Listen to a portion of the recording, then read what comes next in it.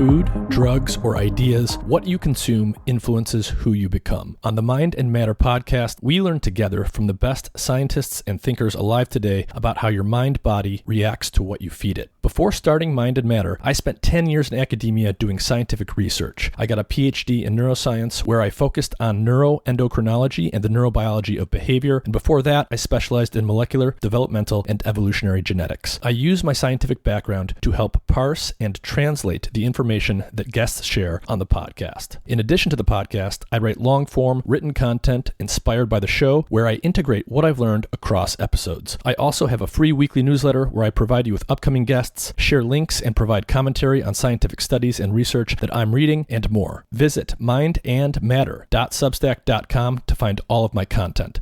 The full version of this episode is available to paid subscribers at the Mind and Matter Substack at mindandmatter.substack.com. The full version is also freely available on my YouTube page. Just look up Mind and Matter or my name, Nick geochemist, on YouTube, and you'll find the episode there. This is a partial version of the episode, and so it'll cut off partway through, but you'll still get a significant portion. So sign up to become a paid subscriber at Substack or visit my YouTube page to get the full episode.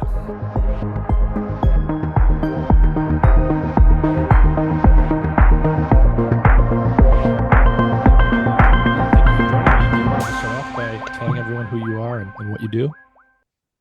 Yes, so my name is Maxime Aubert. So I'm a professor at Griffiths University in Australia on the Gold Coast. I'm an archaeologist, but I'm a geochemist also. So I did undergrad in archaeology and anthropology, and then I did a master's and a PhD in geochemistry.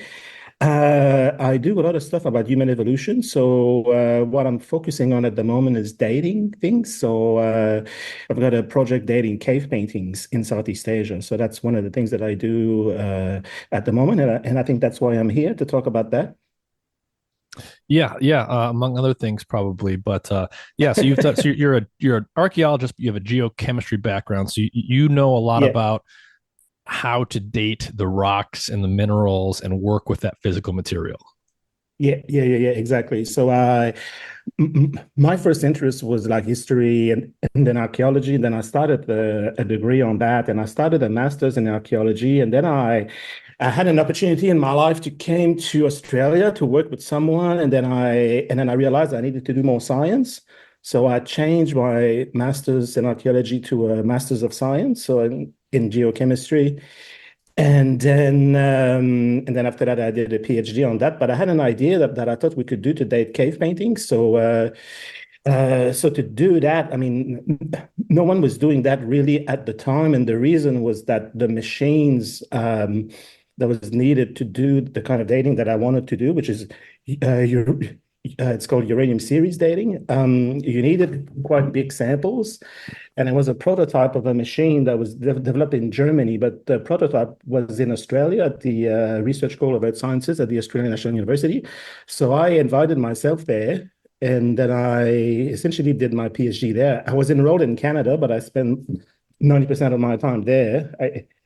In the lab, then I learned a lot how to use this machine and how to do, like what I wanted to do. And then before I left there, before I finished my PhD, they offered me a job. So I didn't came to here, like in Australia, to stay. I just came to study, and then they offered me a job, and then I got married and got kids, and then 20 years later, I'm still here.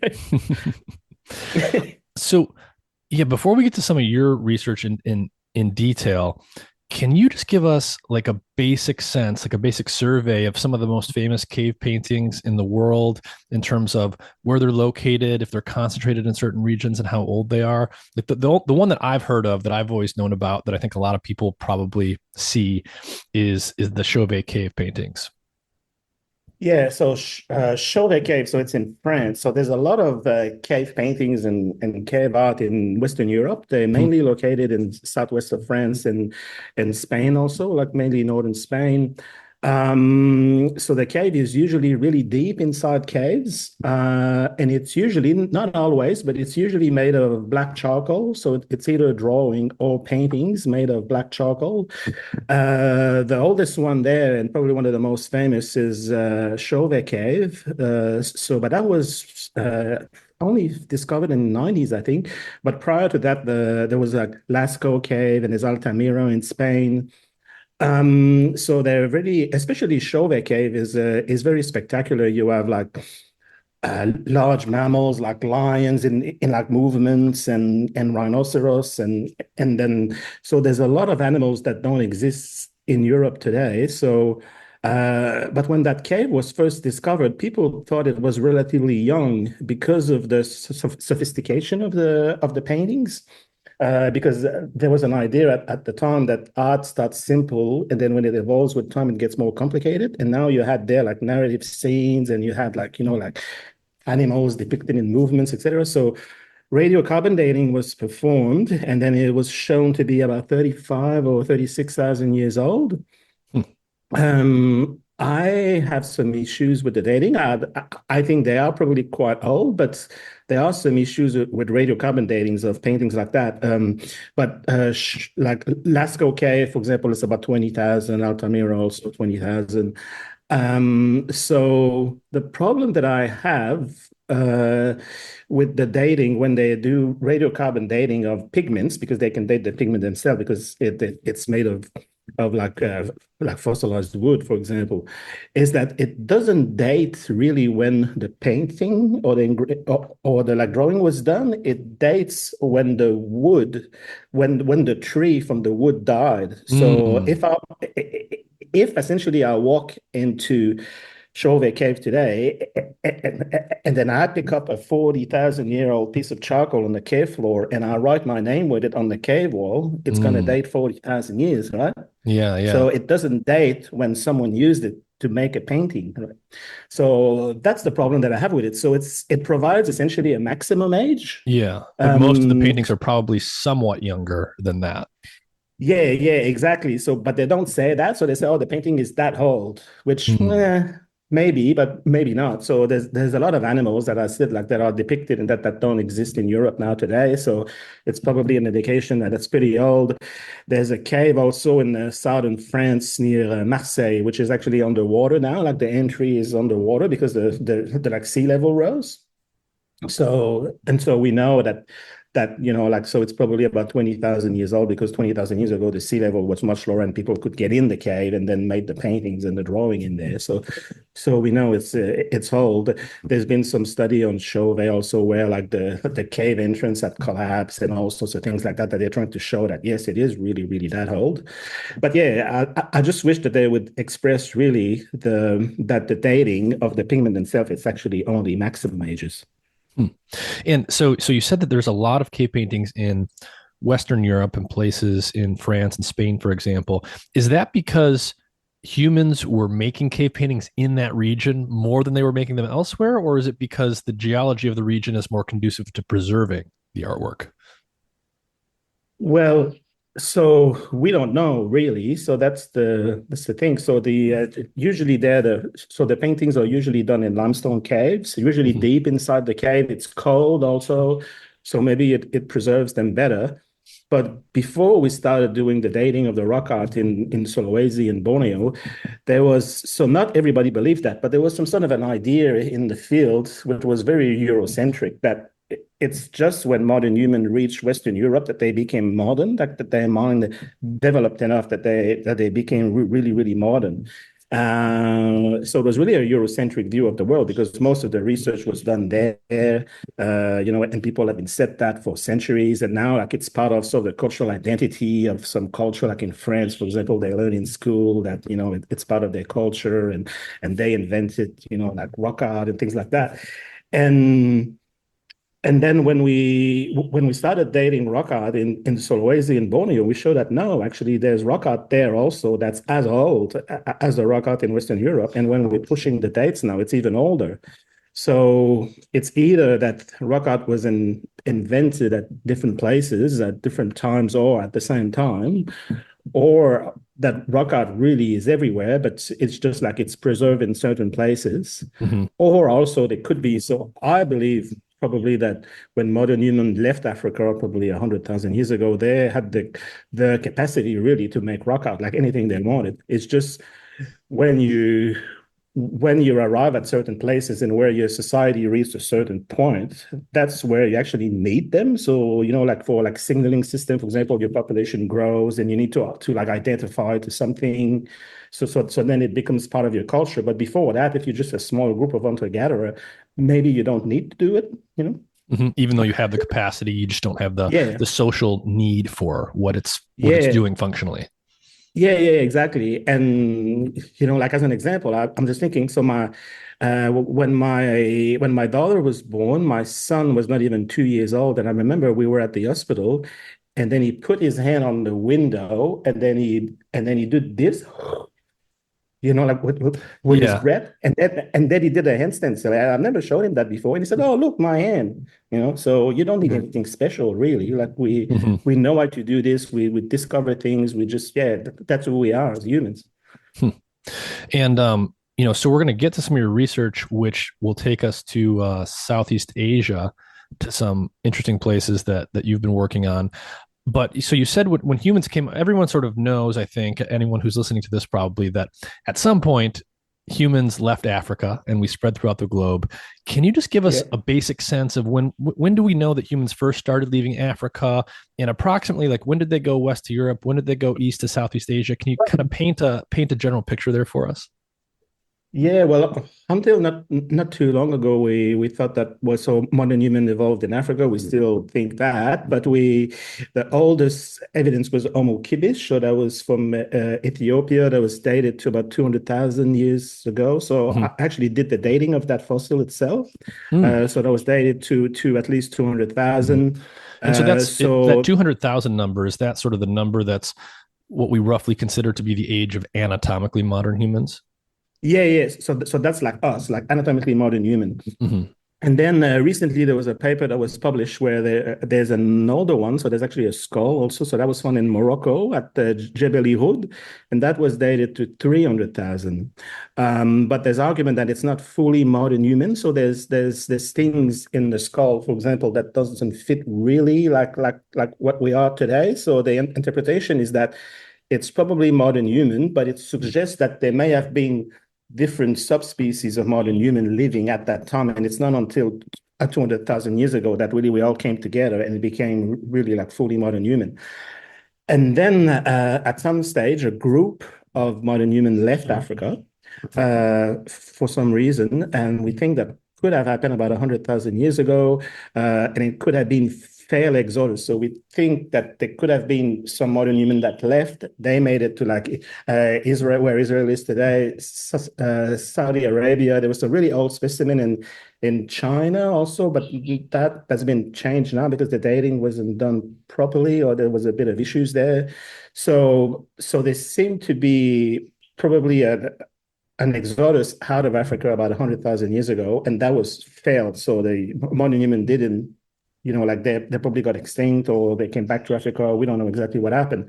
But then, probably 75,000 years ago, a group of modern humans left Africa and then they went everywhere. Hmm. So the dating, it's really difficult to pin that, but it's based on, for example, we know that modern human arrived in Australia about 65,000 years ago. Hmm. There's also some dating based on the DNA, when they look at the DNA, but you can't really date with DNA. So you can date the mutation.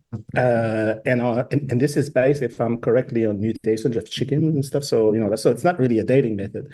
But so yeah, and then when modern human arrived in Europe also, we used to thought it was about 40,000 years ago, but now there's a new site that was discovered a couple of years ago. Now it's dated to 54,000 years ago now Hmm. in Europe Hmm. at a site in France. So yeah, so we know that modern human left Africa and they populated the world relatively quickly. And then it was thought that when they reach Western Europe, we thought at the time about 40,000 years ago that they start making cave art because we found a lot of it there, and also like jewelry, like tools, etc. And when they arrived there, they met another human species, the Neanderthals that lived there also. And there's also a controversy about where they're making art also. So that's also Mm. one of the big questions in archaeology. And then also, but we know that our species, modern human, we arrived in Asia and in Australia before we reached Europe. So because we know that modern human arrived in Australia 65,000 years ago, we know they were on mainland Asia about the same time, 70, 75. There's a couple of sites. There's a site in Sumatra. There's another site in Laos. That's pretty old. But in between, because we know they had to come through a series of islands called Wallacea. So even when the sea level were lower, there was always islands there, like in Indonesia. Mm-hmm. But there's no archaeological sites that old there. The oldest thing that we have is the rock art. So we're using the rock art actually to date the movement of people. And now the oldest date that we have published so far, it's a paper we published in Nature a couple of weeks ago. We have a site that's dated to at least 51,200. But it's probably older than that. And we have more stuff coming out in the near future. I can't tell you more about it because it's not published. But yeah, but we're going to go much older than that. Yeah. So roughly speaking, the timeline is you've got anatomically modern humans in Africa, and probably only in Africa, about 200,000 years ago. And then about 100,000 years ago, you've got some of the first attempts of those anatomically modern humans to leave Africa. And they do, but they don't stick. Something happens. Probably multiple waves of these anatomically modern people come out. But by the time you get to 75 to 50,000 years ago, people are now out of Africa. They're spreading into Asia, into Australia, eventually into Europe and the Americas.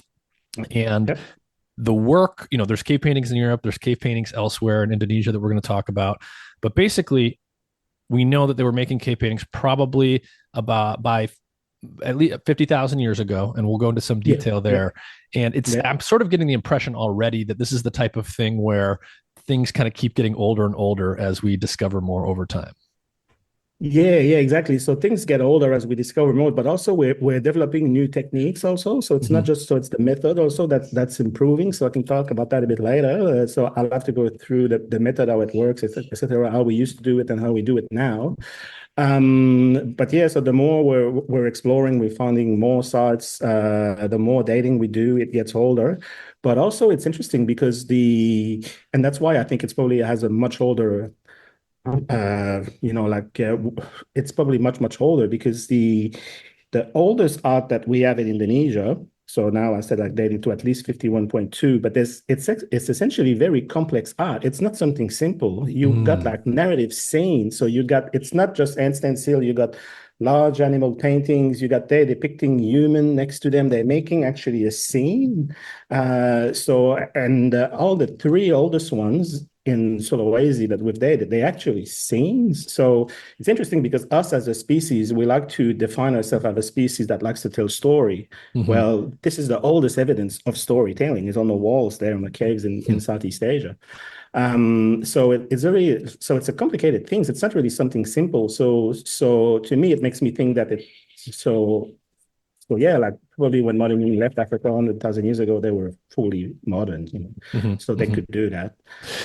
So it's either that we haven't found it or they were not doing it until they reach certain places. And so before we get to some of the methods that you've used, because I know that you're using methods that are probably weren't being used even a few years ago, but like when we think about Chauvet Cave, some of these more well-known cave paintings that have been known for many years, often what you hear about is radiocarbon dating. Was that historically what was used to date some of this stuff? And how does that actually work, the radiocarbon dating?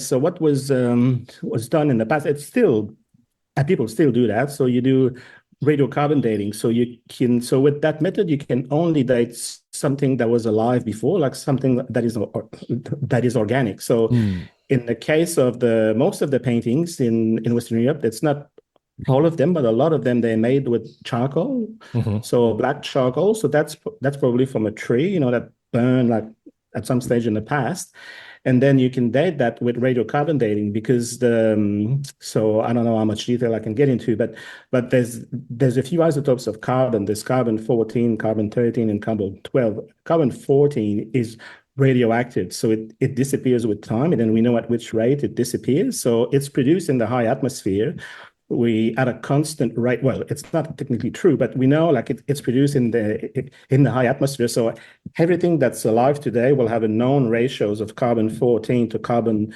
13 and carbon 12.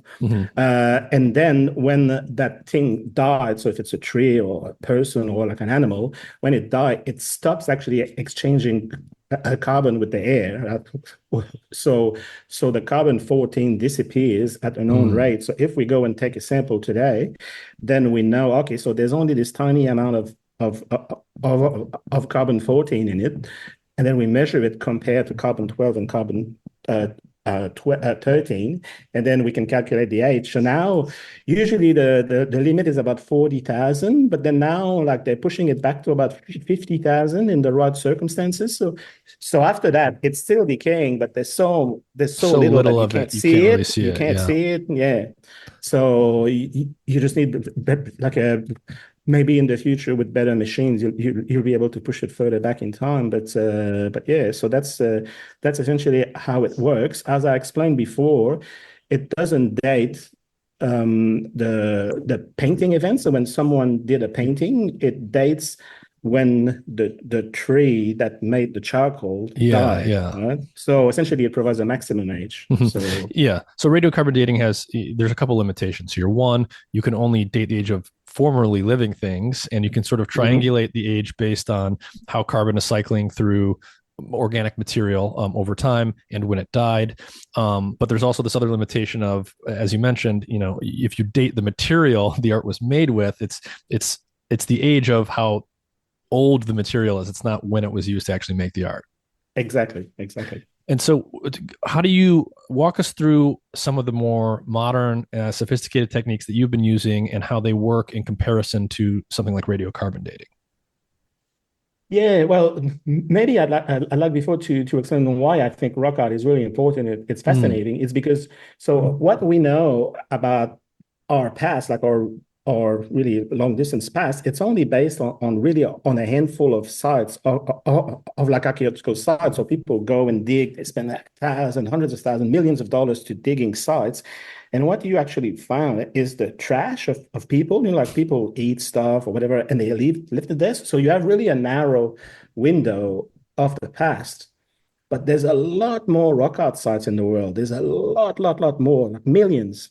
The problem is that it's really hard to date, so you don't know how old it is, so you can't really use it. And that's why I was always fascinated by that. He said, is there a way that we can date it?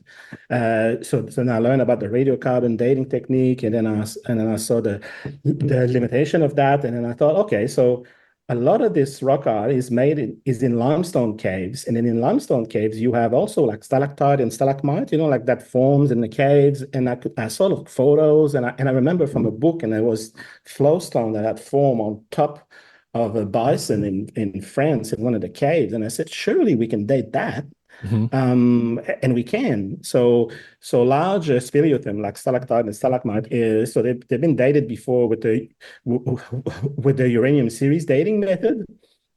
So the way that it works essentially is that so water, like rainwater, seeps through the limestone, and then it dissolves a small amount of calcium, and at the same time it picks up uranium. Also like small amounts of uranium, because uranium is water soluble and uranium is radioactive. So then it will actually so water will drip at the surface of the cave wall. And if there's a painting there also, so it will drip on top of it, and then it will reprecipitate at the surface, and it will form layers, like thousands of layers on top of it. And they will have small amounts of actually uranium in it. And that's just natural. The uranium is just naturally present in the earth? Exactly. So it's only a small amount, but it's everywhere. So there's small amounts of uranium in the limestone itself, and then it's picked up by the water, and then the calcium reprecipitate at the surface, and then it got uranium in it. And uranium is radioactive, and it will decay to like a few things, but one of the things that it decays to is thorium-230. And thorium is not soluble in water. So essentially at time zero, when those film of calcite that are forming on top of a painting, there will be uranium in it, but no thorium. And the decay rate of uranium into thorium is precisely known. So when we go and get a sample and we bring it back into the lab, we measure the ratio of uranium and thorium in the sample, and then we can calculate back when those film precipitated over the painting. So in that case, we can have a minimum age for the painting, and sometimes there's some films that were there before, so we can have a maximum age. Sometimes we can have both. So we can bracket the paintings that it was made between 40 and 45,000. So similar principle to radiocarbon dating. You're looking at the ratio of, radiocarbon dating, it's two different isotopes of carbon. And with this, it's the ratio of uranium to the other element. Yeah, exactly. The difference is that the radiocarbon works with living things, and also you're measuring essentially the radiocarbon, so the carbon 14 that is disappearing with time. With the uranium series method, you're essentially measuring the thorium-230 that's building up with time. So the older your sample are, actually you get like it's actually better. So you can get, so the limit, it's about 600,000 that you can go. But so the more thorium-230 you have in your sample, the more clear it is. Like the more actually you can get a better date. So it's true that we can date really, really young stuff now, but yeah, like at the time, when I started, when I wanted to do that, the limitation, so this was applied to like speleothems, so large stalagmite and stalagmite in caves, and that was used to reconstruct the climate in the past. Because those stalactite and stalagmite, they precipitate from water, and you can actually get information from the water about past climate. And with the carbon also, so you can look at the vegetation that was there in the past, etc. So, and if you can date those layers, well, then you can go back in time and say, okay, 10,000, 12,000 years ago, there was something happened, the earth got warmer and colder, etc. You couldn't use that to date rock art because the sample needed for the machines were too big. So, you can't go on top of like a precious rock art and say, okay, there's calcite on top of it. I'm just going to cut a big piece of it and take it to the lab and date it. So so it's not until the new mass spectrometry, so the multi-collector ICP-MS came about, that now they use like a plasma source, and then you can use much, much, much smaller samples. So that's where I came in and said, okay, so we can use this machine to actually date very small samples, like we're talking like extremely, extremely small. And so the damage to the rock art is really negative. So it doesn't make like big holes in the rock wall.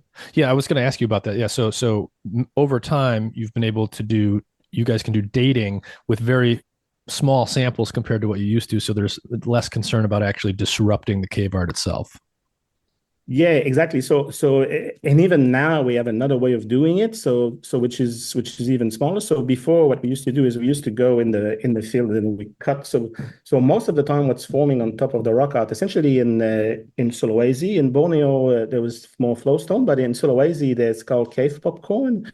So it's like small aggregate that starts forming like little bits there and then a little bit there, and then they join together, and it looks like a popcorn. And then we used to take the whole popcorn out. So usually they're about 1 centimeter by 1 centimeter, sometimes smaller. And then in the lab, I cut it in half so that we can see the pigment layer going through it. And so you're like 100% that everything that's above it, it's going to give you a minimum age. And then after that, you need to, so I was using like a dentist tool with like a rotary tool, and I was essentially doing a micro excavation. So I had to divide the calcite layer because it's thousands of layers. And because there's some potential issues with uranium series dating, is the main thing is you need to show that you have a closed system, that uranium hasn't leached out or came in later. So if uranium has leached out, well, then your sample is going to get too old because you're measuring the ratio of uranium versus thorium. So if your inbuilt thorium is the same, right, but uranium has leached out, when you calculate your age, it's going to be too old. So you need to show that you have a closed system. And the way we were doing this is we were doing at least 3 subsamples.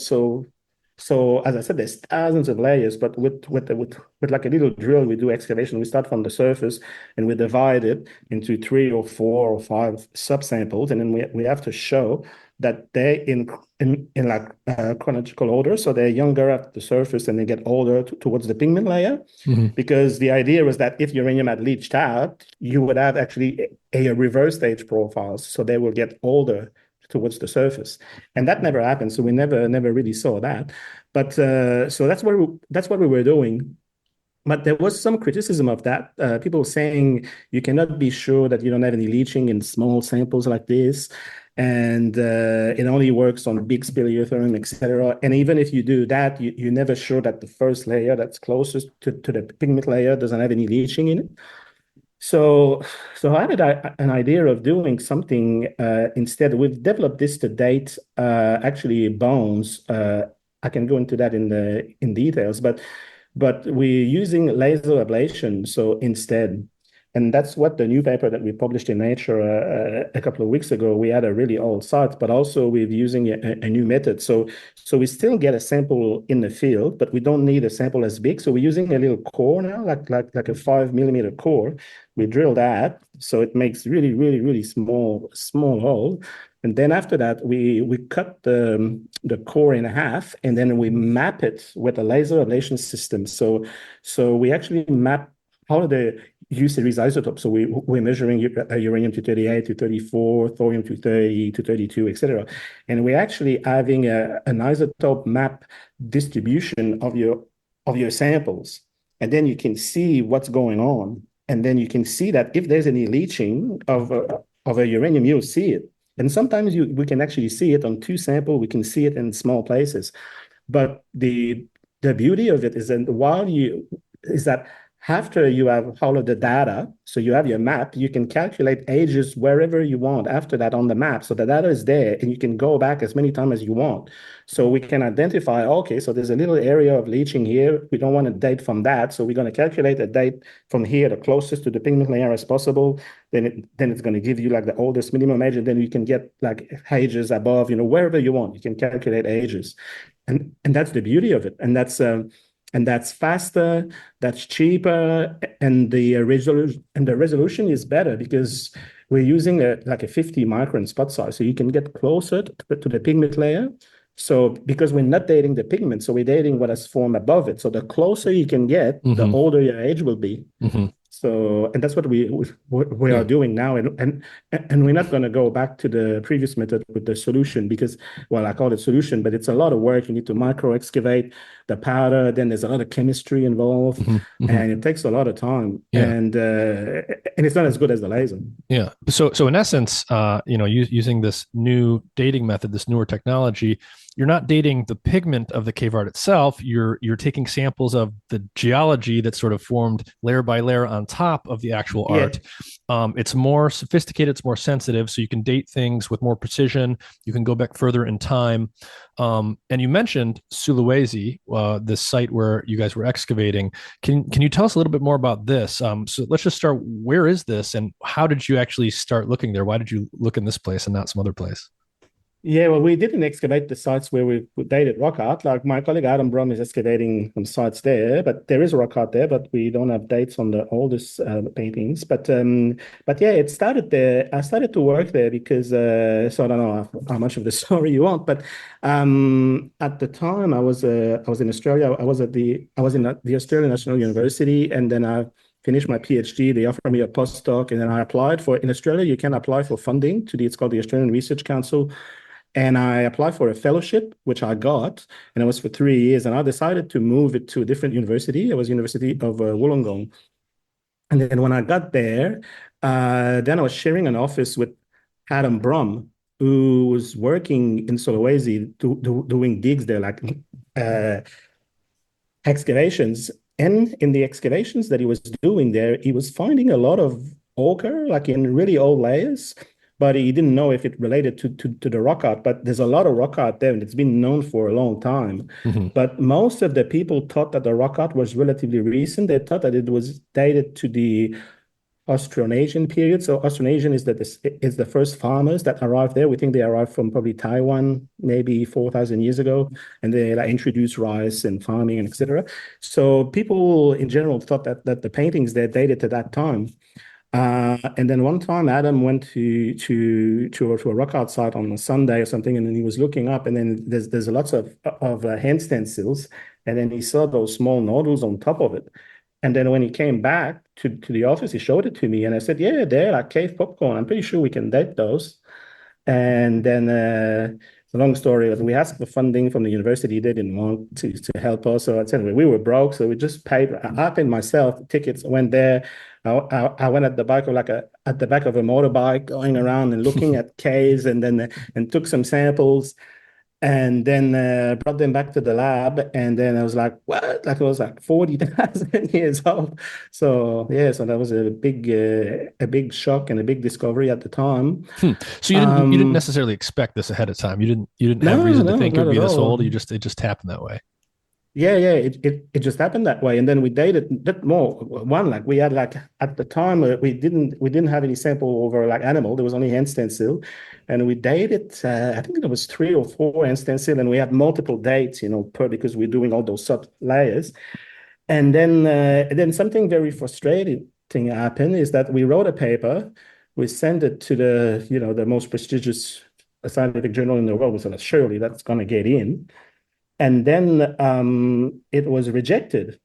And then the reason why it was rejected was even more frustrating. It was because the reviewers, because when you write a scientific paper, it goes for peer review and stuff. So the peer review got back and they said they didn't have any issues with the dating, but essentially it was too controversial, the result, because it essentially unseated Europe as the bird of art, Oh that they wow. said that they wanted more.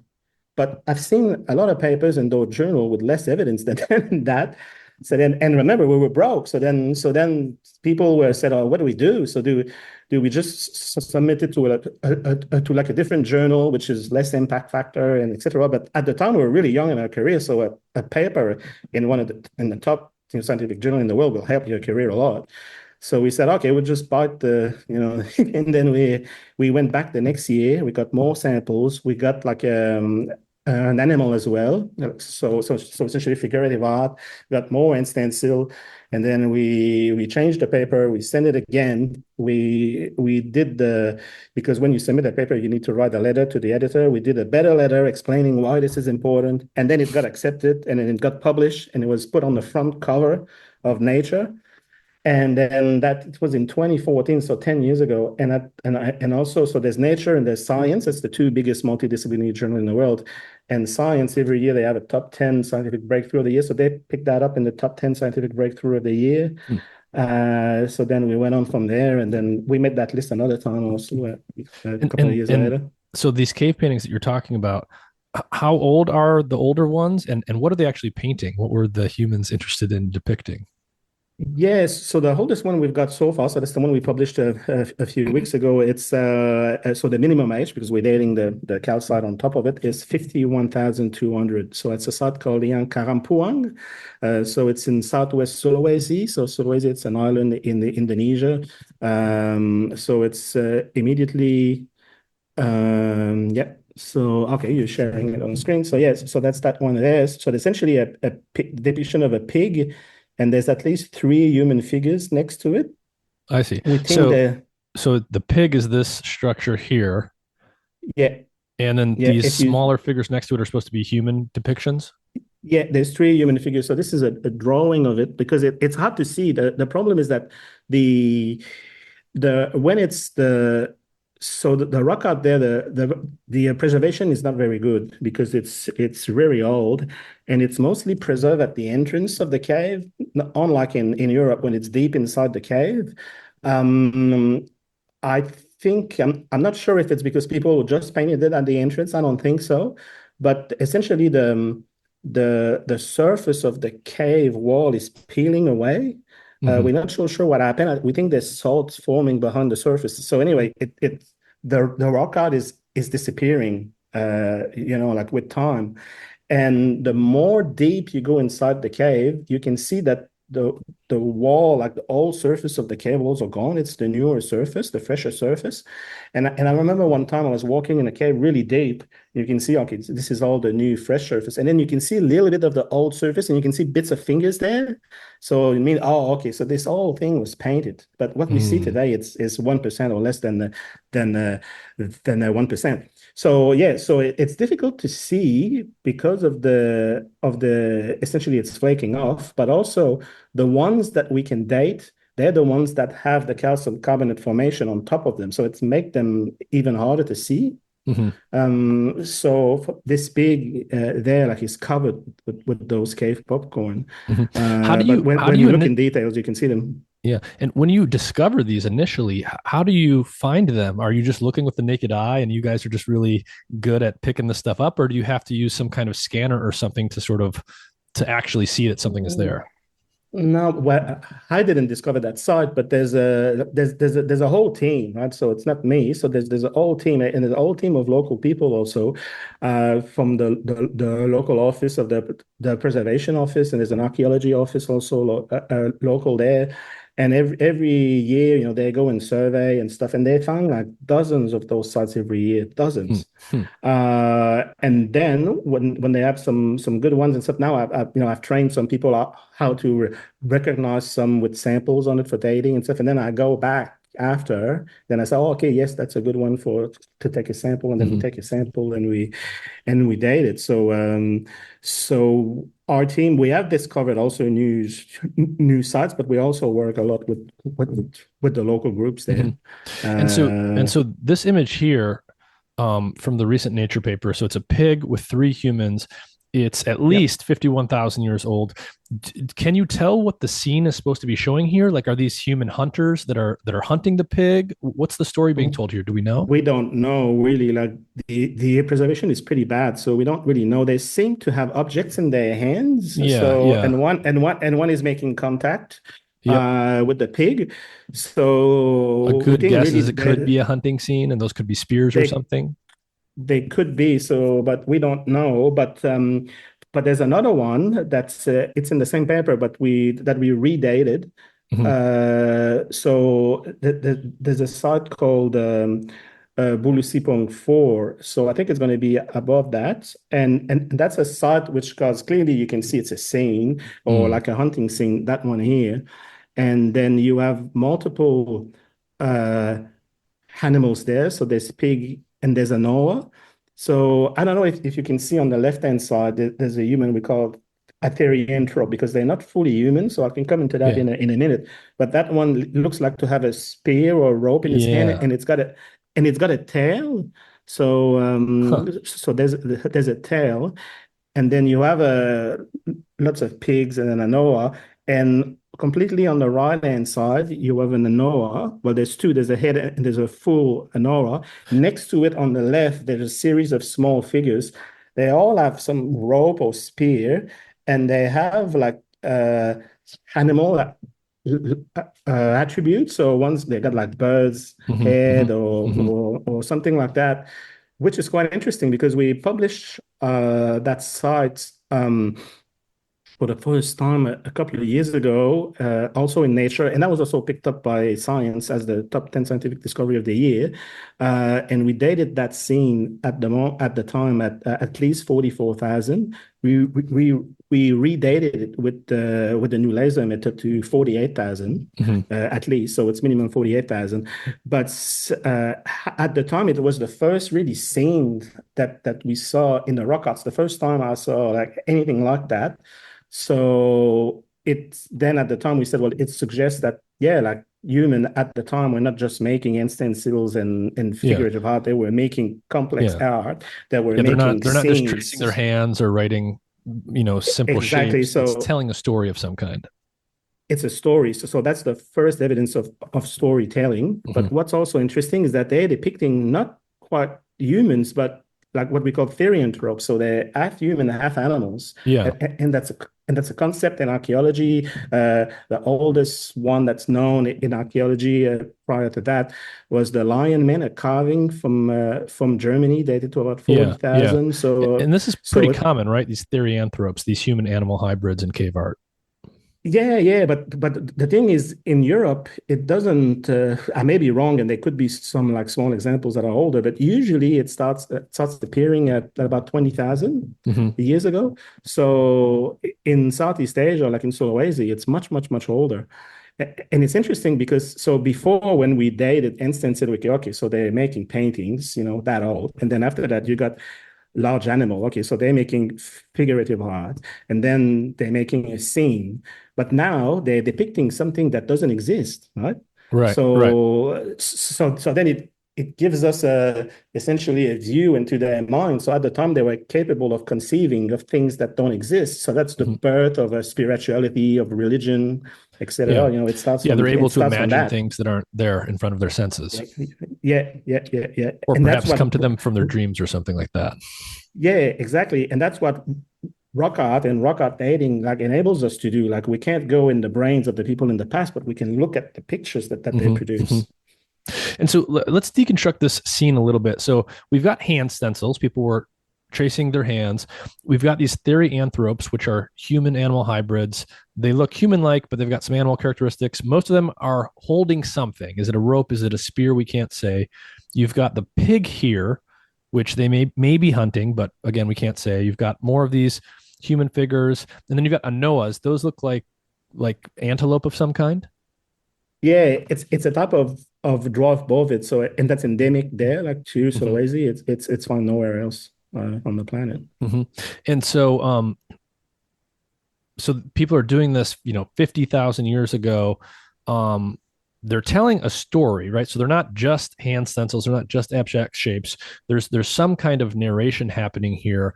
And what's the significance of that in terms of how old this narrative capability is and what it might tell us about some of the other cognitive capabilities that people had at this time in this place? Yeah, well, I mean, it's telling us essentially that human have been telling stories for a very long time, Mm-hmm. and like we, as I said before, we like to define ourselves as a species that like to tell stories. Like, how are we different to other species? Well, yeah, that's probably it. Like we tell stories, and that's the oldest evidence of that. But it probably goes back much further than that in time. But the oldest evidence of us as a storytelling species is those cave paintings in Sulawesi, so dating now to at least 52,000 years ago. Mm-hmm. And So yep. so in these caves, do you find any other artifacts like tools or other human artifacts that indicate, advanced behaviors that were happening? Not in those caves. So, because we haven't done any excavations in those caves, but they also, so those two caves, so for example, like Liang Karampuang, that's the one at 51.2, and that one there, Belusi point 4 at 48,000 minimum. They're not on the floor, like on the valley floor. They're up on the cliff face. Mm-hmm. So essentially, there's caves everywhere there, but but this is above, so you need to climb up to go up there. So that one you need actually they made like local people like a really tall ladder with bamboo and stuff, and you need to climb up. You have to climb up a hole to get in that cave, and it's pretty small cave. There's no soil in there anyway. That's the same thing with Karampuang. You need to climb up with like climbing gear to Mm-hmm. get in there. So there's not really caves to do excavations, but my colleague Adam Brum is excavating another site there that it's got some stuff published from there, and they found, so it's in the same region. There's old ant stencil also like at the entrance, and he's doing an excavation at the entrance, and they found some like portable art also, some Mm-hmm. probably pieces of necklace and jewelry and stuff. So it's not just the rock art. People were also making other types of art, but it's very hard to find because the rock art is everywhere. But if you want to do an excavation and go that deep, then it's a lot of logistics, it's a lot of money, and not many people are doing that in that part of the world compared to what's being done and what's being done now in Western Europe. So you have lots of teams that have worked there before, so they found tons of jewelry and portable art, etc. But we just need more time and more people doing more excavation in those regions, and I'm sure we'll just find more. Yeah, yeah. Um, Yeah, so it sounds like one of the things that you've mentioned is that there's many more known sites with cave art than there are sites where we've actually done the dating. So Yeah, people find this yeah. art Oh, all over the place, but we only have studied in detail like this a small percentage of it. yeah. So in order to date it, there need to be some sort of like of a calcite formation that's formed on top of some of them. Mm, And that's quite rare. So we can I only see. date a few of them. But also like as I said, like the local people there, they found dozens of those caves everywhere. And every time I bring people there, I just came back doing a movie there, and it's just people saying it's just everywhere. And I said, yeah. And that's the thing that I try to explain to people. Like, imagine if in Europe, they would find another cave next to Chauvet, like Chauvet. It would be a huge discovery, right? Well, we're finding dozens of those every single year, like in Sulawesi, in that little part of Sulawesi. There are like hundreds of sites now, like three or 400 Hmm. known sites. Yeah. So it seems like this was a phenomenon. It wasn't a rare phenomenon where, a special artist person made one painting in this cave over here. It looks like they were kind of painting everywhere they could. Well, yeah, it's not in every cave, but yeah, a But it's lot of the quite common. caves there they have it's quite common, but in that small part. So in the it's like the southwest of Sulawesi. Hmm. We've worked on so in Borneo before. So Borneo is just across. So you got the Makassar Strait between Borneo and Sulawesi. So Sulawesi was always an island. Sea level were always an island. And a lot of the like animal species are endemics and all that sort of stuff. But we also have sites in Borneo on the eastern tip of Borneo, and that's when the sea level was lower, was not an island. So you can walk all the way through there. So there was paintings there that have been discovered by those French people working there, in an Indonesian colleague now, Pindi Setiawan, who's passed away. And then they discovered a lot of the paintings there. They were doing excavation, but just really shallow, like at the surface. So when we got the dates for the rock art in Sulawesi, before the paper was published, I contacted Pindi Setiawan, when it was the Indonesian archaeologist working there. And then we organized an expedition to go there.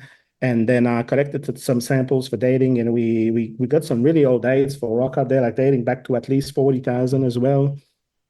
Large animal, also like a bovid, and end stencils also.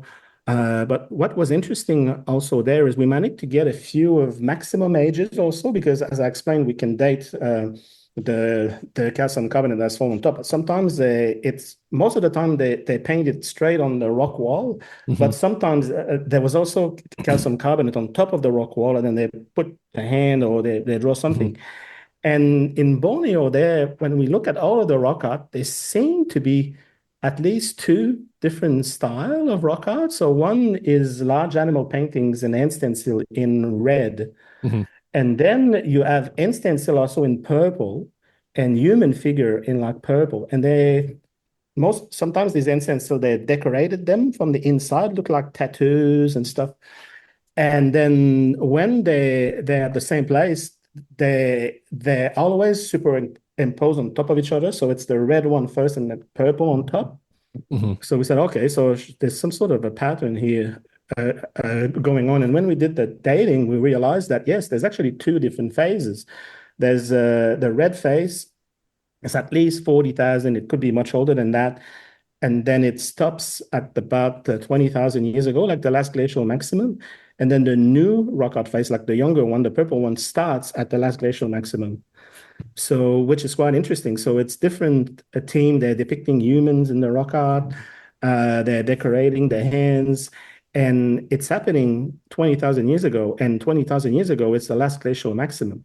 And you can see changes in the rock art in Europe also 20,000 years ago. Hmm. So, so there's like a global phenomenon that's affecting the rock Yeah. art worldwide, and that's the climate. And it brings me to the theory, like why were people doing rock art, and how did they develop this, and why Yeah. did they Yeah. do this?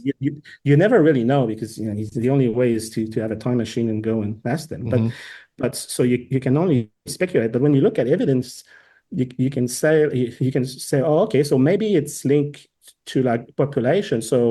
So essentially, like at the last glacial maximum, the sea level were much lower. There was probably more people moving around, different groups, etc. So there's new people moving, or Yep. the groups get bigger, Hmm. etc. And I think that rock art really has to do something with large groups of humans. Like it's like Hmm. if you live in a small village today, you don't need like traffic lights. But if you go in a city, then you need traffic lights and you Hmm. need signal. Same thing also, like you need to identify to something. So now, like these days, is pop artists like Taylor Swift, for example, and you say, oh, Hmm. okay, oh yeah, I know her. And so you're part of that group, right? Because you know her. Yeah. And it could Yeah. have been the same for rock art. Oh, there's this site there on top of that hill there. Oh yeah, I know that. I've been there. Yeah. Yeah. So you're part of that identity, you're part of that group. So it could be linked to that, but it's also interesting that the rock arts in Western Europe, in Borneo, they are essentially at bottleneck, like places. So when modern human left Africa, and then so after that they either turn east or they turn west. When they arrive in Western Europe, there's nowhere else to go. When Yeah. they arrive at the tip of Borneo, there's nowhere else to go. If you want to go to Sulawesi, you need a boat. Yeah. Right? So maybe population increases at that time at those places, and Because maybe people that's settle there, they why stop moving, they've reached the end of maybe the line, maybe basically. they're stuck there for like a bit longer. Like Yeah. so, Yeah. so they need the population needs to increase. So then they develop boats and etc. But in Borneo, but also what's interesting is we did an excavation there at one of the sites, and we found the oldest burial in island Southeast Asia. So we found a 30 or 31,000, excuse me, burial, so modern human that's been buried. So on purpose, he was put in like a fetal position. Hmm. They Is this put in a a big is this in a ball cave? in a cave Yeah. with rock art. Hmm. They put a big ball of ochre in his mouth. Hmm. And what was really interesting is that so the left foot was missing Hmm. from the grave, and we can see there was some modification to the bone. So there's something going on, and we thought it looked like we're not expert. We said it looks like the foot has been amputated. Anyway, so that there was just before the COVID-19 pandemic, so we had to leave. We managed to have all of the bones and everything shipped to Australia, and then we had them analyzed by a specialist. And yeah, like the part of the leg and the foot had been amputated. So it was a young adult, but that leg had been amputated when it was a child. So Hmm. that part of the leg didn't grow. So it's still like the children's leg. And Oh, then we can see the bone remodeling on top of where they cut I it. see. Uh, so, and So we the leg published was about, amputated in a young child, and then the child survived and then and the lived child some number survived of years. for probably about 10 years. Hmm. Yeah. And we published that also in Nature. That was a big discovery because it changes also the origin of like advanced medical knowledge, because it was thought that the first surgery was done in Western Europe, where there was I think the oldest one was 7,000 years ago, like agricultural society. There's more people living together. There's more knowledge being known Hmm. about Hmm. medicine. And There's more disease and stuff. yeah. But now we show that a hunter-gatherer society living in Borneo in the rainforest had the medical knowledge to amputate. Hmm. So they knew they had to amputate for the child to survive. Yeah. We calculated that he would have bled out in 2 seconds. So they knew they had to stop the bleeding. They must have also like a lot of knowledge about medical plants, about like antiseptic, Hmm. Yeah, pain, because all that sort of obviously stuff. there was no deadly infection that ensued, so they Yeah, must yeah. have done something. Well, exactly. They're in a rainforest, right? Yeah. So they must have had a lot of knowledge about plant medicine, etc. And also like our community care. Also, they have to care for that person. Hmm. So yeah, so that was a really huge discovery. And that was, you So said, how old was that one? 31,000. 31,000. Okay. Yeah. So, so we know that at the time there was a group there that was making sophisticated rock art. They had advanced medical knowledge. They're the first people that actually went over the ocean by boat, so to pass the Hmm. wireless line to go Hmm. to those islands, and they Hmm. arrived in Australia. Yeah. So there was a very Yeah. sophisticated culture Yeah. And all of these at the things, time. it's very difficult to imagine such a culture existing without language. Well, yeah, exactly. So they need to have language. They need to, yeah, and and it's one of the things that I like about archaeology and about the past is you find one thing and it changes everything. Like you have like preconceived ideas about stuff and based on previous discoveries, and then you find and you date rock art that's on the opposite side of the world and said, okay, so it was not invented in Europe, and then you said, okay, and now like you're showing that hunter-gatherer 30,000 years ago were capable of doing an amputation and child survive, and I said, oh wow, like so it changes everything about what we thought we knew about our Yeah. past. And so if this evidence of an amputation is 30,000 years old, and this evidence of the cave art in Sulawesi that you found is at least 50,000 years old, if it's true that these capabilities are even older, I would imagine, if I was just thinking about this and thinking about where to look, if people came out of Africa at some point, some turned west, some turned east. If you work backwards from Indonesia towards Africa, you might expect that those sites would be potential sites where even older cave art exists. Is that the way you think about it? Are you guys looking for older cave sites closer to Africa? How old do you think this stuff could be? Yeah, there's a lot of rock art in Africa. There's a lot of rock art in India, for example. The problem is not many in limestone caves. So as I said, rock art is really difficult to date. Yeah. So that's the thing. So it may be essentially an artifact of that. So we either it's not preserved or it's not there at all, or it's there but we can't date it. So we're trying to develop new methods also for dating. So we're using uranium series dating on calcium carbonate deposits. We're trying to adapt that to different types of rock surface coatings that not necessarily formed in limestone. So I think one of the most promising one would probably one called amorphous silica skin. So that's formed in different types of geology, but sandstone, for example, there's a lot of rock art in sandstone, and sometimes you see those white film transparent that form on top of it.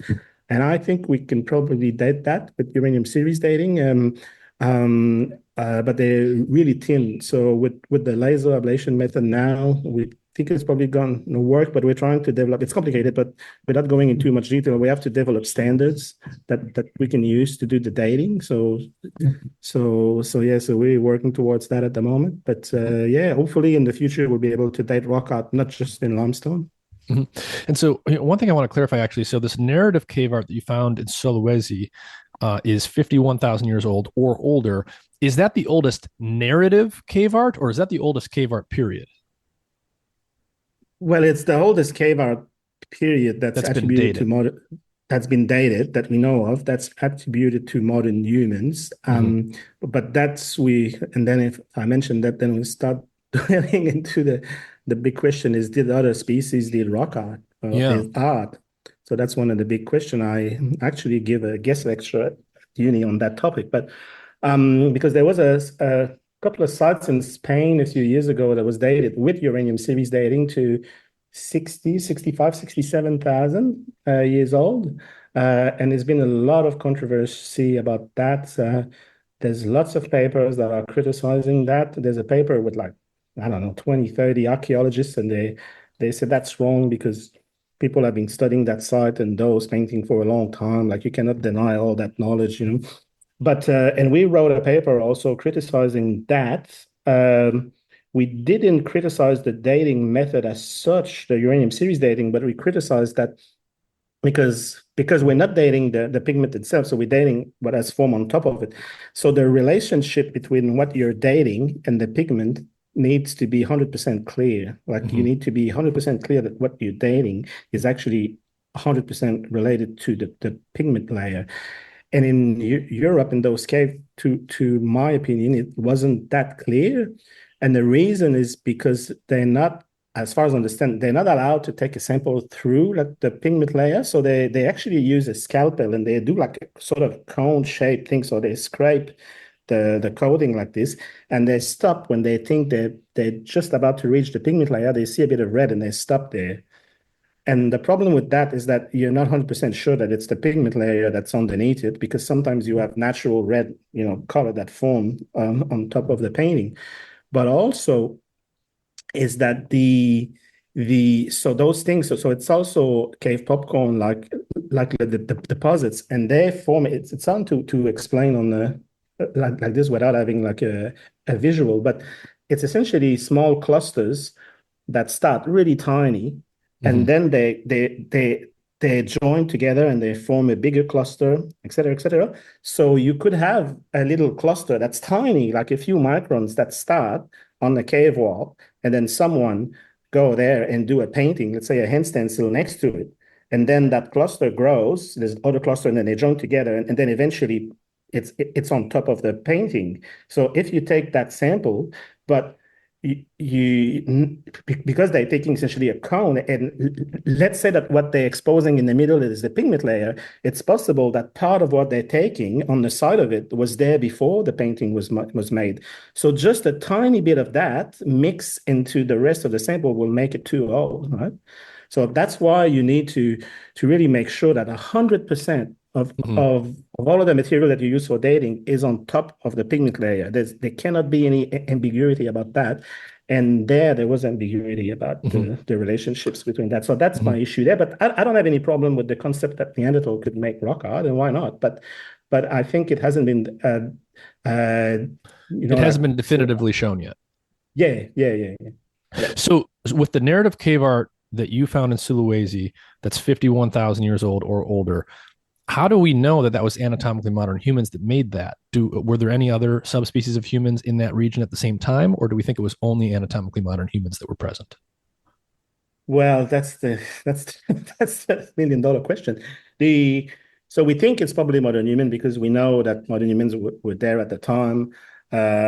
We know that modern humans have the capacity to do that, but we cannot be 100% sure. Like we know there was other human species there also.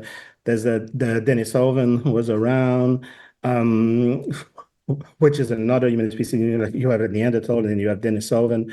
We know from modern DNA of people living in Papua and in Australia, like Aboriginal Australian and Papuans, that there's admixture between modern human and Denisovan in that region, but Hmm. also the DNA data suggests that there could be also two other species, like ghost species, that we don't know Ah, anything about, yeah, yeah. that they're I bred see. with. So, and just for people So to understand, when we say ghost species, basically geneticists can infer the presence of interbreeding with other species, even when we don't actually know the identity of those species yet. yeah, exactly. So there's genes that I said, okay, so that's not humans. So and they don't match Neanderthals, they don't match Denisovan. Hmm. So it suggests that it could have been two other human species that were there, like in the region at the time, and they entered modern human, as could be as recently as 30,000 years ago. Hmm. Hmm. So yeah, it's quite interesting. We haven't found any evidence of those from the archaeology itself, but yeah, it's possible that some of the cave art is related to that. We Hmm. can't be 100% sure. Hmm. And we know there was other species also. So there's like Homo floresiensis, also the hobbit that you probably heard of Hmm. on Flores. I was involved in the dating of that also. So when they published that, I forgot the time, but it was quite a long time ago now. But they said, okay, they found a new human species. They call it Homo floresiensis. It was at the same time that the Lord of the Rings movies were out, so they called it the Hobbit. It had really short, really big feet. Hmm. And then after that, they found more than one. So there's a lot of individual just in that cave. And what was also a very important discovery at the time is the dating, is that it suggests that it was 10,000 years old or something, like the younger specimen. But the bones themselves had never been directly dated. Hmm. So Mike Morwood, who was one of the discoverer of that, he was at Wollongong University when I was there too. And they kept excavating there and they realized that the stratigraphy was more complicated than what they thought. So because what they dated is they dated charcoal, like in the layers in which the like remains are found, and they dating I don't know if it was quartz or feldspar, but you can date crystals like the last time they were exposed to sunlight with a method called luminescence dating. And then they came back at about the same age. I think it was 10 or 12,000 years old or something like that. And then when they kept doing excavations, they did bigger and stuff, and they realized, oh, the stratigraphy is really, really complicated. And so then Mark Moore would ask me, do you want to go and do U-series dating on the bones themselves? Because I've been working on that for a long time. It's complicated. It gives you like a minimum age. It's open system and stuff. But then I said, yeah, I can go and have a try. So I flew to Jakarta at the National Center for Archaeology. They opened this safe, and they where like the Hobbit remains are in. Mm-hmm. And then I cut pieces of I think nine, like different of the of bones of more than one. I think there's nine of them. And then I bring them back to Australia. I ran them in the lab, and they said, "Oh no, it's not 10,000 years old. It's at least 50,000."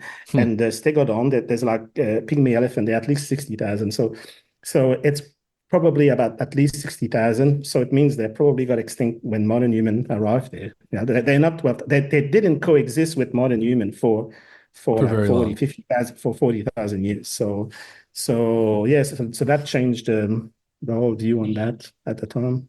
Hmm. What where are you looking in the world right now? Are you still working in the same sites in Indonesia? Are you working with samples from other sites?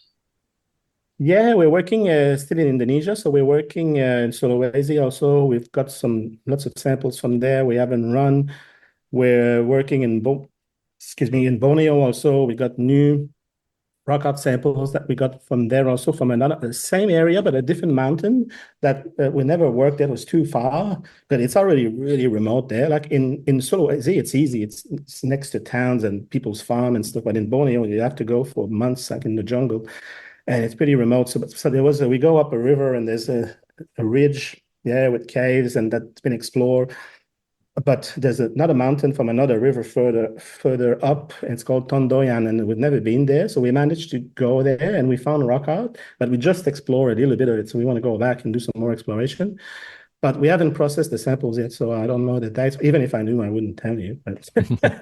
But but we do have some old rock art also in Sulawesi. And we have rock art on the other side of Sulawesi, not just now because before it was just this southwest region. So we do have rock art now on the opposite side of Sulawesi that we've dated, and it's quite old.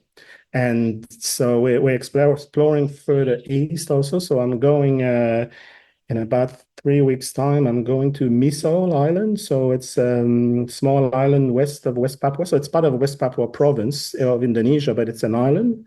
And then when the sea levels were lower, it was linked to Papua. So and Papua and Australia were linked together. Mhm. So if we can find some old rock out there, or I want to also find a good place to do an excavation next year, well, then we could have some really old rock art, or maybe on what's called Sahul, so the continent of Australia and New Guinea at lower sea level.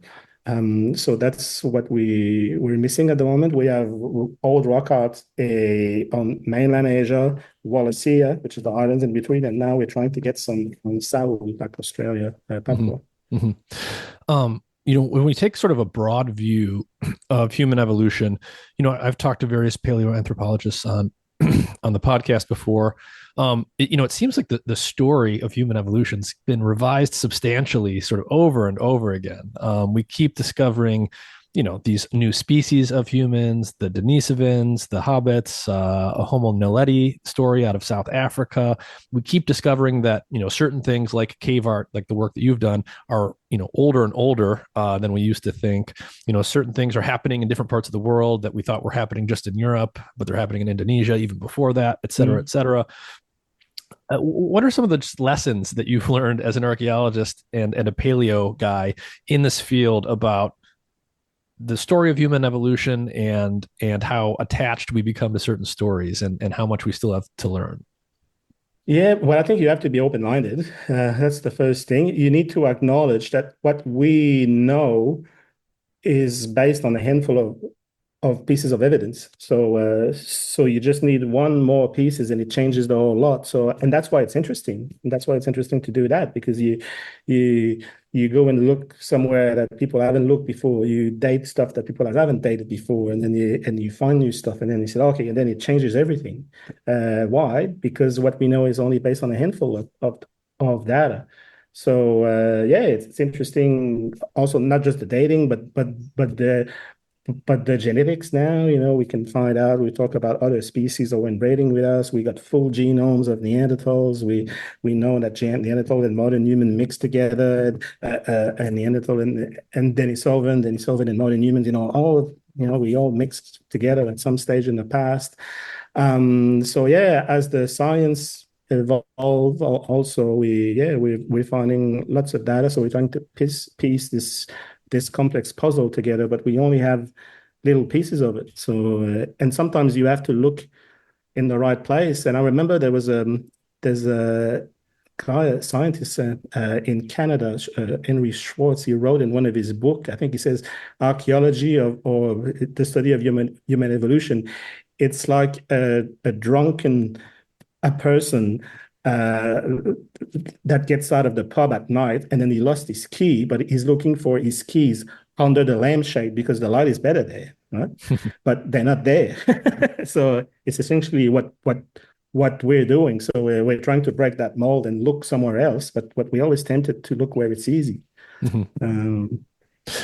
One thing I want to ask you about, I don't know if you know about this or you have an opinion on this, but you've done a lot of work, archaeological work, that we discussed today, including uncovering burial sites. The really interesting one that we talked about just a few minutes ago, the story of Homo naledi in South Africa that's come out in recent years. I know that's a very provocative and interesting and controversial story.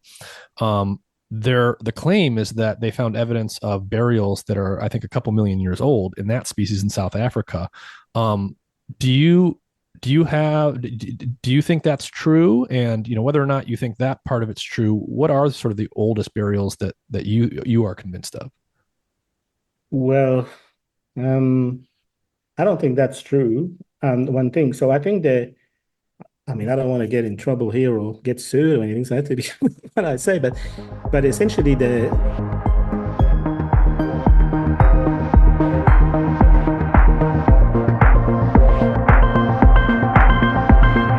full version of this episode is available to paid subscribers at the Mind and Matter Substack at mindandmatter.substack.com. The full version is also freely available on my YouTube page. Just look up Mind and Matter or my name, Nick geochemist, on YouTube, and you'll find the episode there. This is a partial version of the episode, and so it'll cut off partway through, but you'll still get a significant portion. So sign up to become a paid subscriber at Substack or visit my YouTube page to get the full episode.